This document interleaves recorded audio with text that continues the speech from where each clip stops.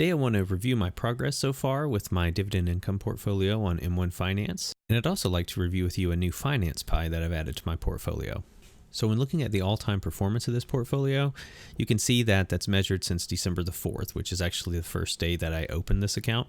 So far since then, I have a return of 2.85%, which equates to a gain of $7.63. And my total value in this portfolio is $557.24. When I click into that, you can see my net cash flow is $549.74, and then a market gain of $7.50.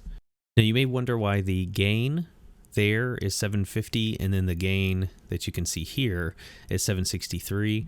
This actually includes 13 cents worth of earned dividends. One thing that kind of confused me and I had to do some research on is I was seeing earned dividends here, but when I went to my activity tab, I didn't see them there anywhere. So what I've since learned is that M1 will show you when you've actually earned a dividend and it is yet to be paid out. So you won't actually see the payout for the dividend in your activity tab until it has actually been paid out into your account. So since my last video, you can see here I've had a couple more $25 deposits. I've also thrown an extra $100 deposit in here as well. So still overall happy with how things are going so far. Where this will really get exciting for me is when I start receiving those dividends every month and they start being reinvested and growing. So one thing that I wanted to make clear in my first videos and even in this one so far is that the point of this series is to kind of track my progress and track things that I'm learning as I go, because this is a learning process for me. And I'm saying that all because I have made some additional changes to this portfolio. I plan to actually probably make a few more over the coming weeks until I get this in a spot that I feel really comfortable with, where I will touch it a minimal amount. I really don't want to sell any of the holdings unless they just totally cut their dividend payouts. And that's something that I think is okay. You know, some people will tell you that once you create a portfolio like this, you should leave it. But I believe with this being a learning process, as I learn new things and I want to try new ideas, I do want to make those adjustments to this account. So all that said, I do want to go over a new pie that I've added to this account. Before I jump into that, if you're enjoying this video so far, please do drop down and hit that like button. That lets the YouTube algorithm know that you find this type of content valuable and will help it be recommended to other people. And if you do want to join me in keeping track of this portfolio and how things are going, please hit that subscribe button. All right, anyway, jumping into the finance pie. So in the finance pie, I have 6 holdings currently. So the first holding we have in the finance pie is JP Morgan Chase, ticker symbol JPM. As of recording, their dividend yield is 2.61%. Their payout ratio is 34.47%,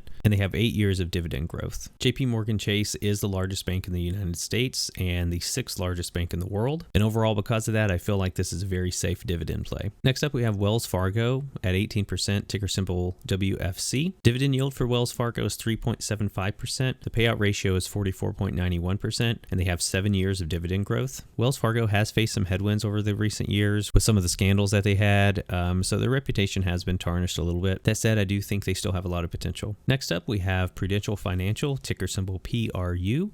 Also, again, at 18%. The dividend yield for Prudential is 4.20%. The payout ratio is 33.63%, and they have 10 years of dividend growth. For anyone not familiar with Prudential, they are primarily known for their life insurance policies, but they do also provide investment management and other financial products. Next up, we have Royal Bank of Canada, ticker symbol RY. At time of recording, their dividend yield was 4.3%. Their payout ratio is 48.48%, and they have 2 years of dividend growth. So this is a stock that I chose that doesn't have a huge amount of dividend growth behind it, but I'm still overall happy with it, especially with the 4.3% dividend yield. We also have Toronto Dominion Bank, ticker symbol TD, at 17%. TD's dividend yield is 3.92%. The payout ratio is 43.82%. And they do have 2 years of dividend growth. Now, the next one for me is a bit of a wild card here. It's New Mountain Finance Corporation, ticker symbol NMFC. The dividend yield is 9.83%. The payout ratio is 96.73%, and they don't currently have a history of dividend growth. NMFC is actually a business development company, also known as a BDC, and they're primarily focused on lending to middle market companies in defensive growth industries. While the payout ratio on this one is pretty high, with it being a BDC, I'm not as concerned with that. I'm really interested to see where this one goes over time, and while they may not grow dividends, if they manage to stay in that 8 or 9% yield range, then I'll be very happy with that. All right, guys, and that's it for me. As always, please drop a comment down below if you have any comments or questions around any of the holdings that I chose in this account. Also, if you enjoyed this video, please do hit that thumbs up button and don't forget to subscribe down below. And that's it for me, guys. See you next time.